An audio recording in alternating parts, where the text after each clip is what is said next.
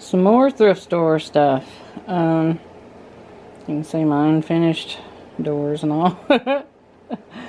I'm notorious for starting something and not finish it. But anyway, I got this picture. I mainly want to take it apart and make a shape. Like use that like a mold. And then hopefully I can put it back together and use it. I don't know. But it was $4.99. And this light, I've got a spot, I'm thinking about using it. I had to give 14 something for it.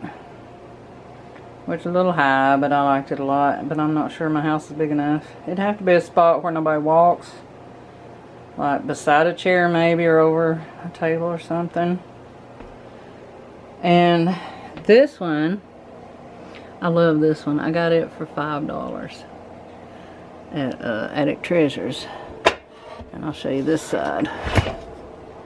And that's what the bottom looks like. I'm thinking about putting it above my dining room table.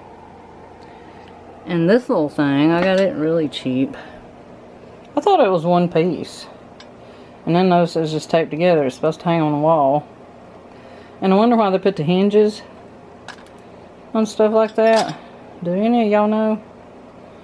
Where you can flip the little thing up. But I'm thinking I'll wrap wire around it where it's, you know, one piece. Since I got the idea, since it was taped together like that. And maybe make it, you know, white. And maybe put some crystals or whatever.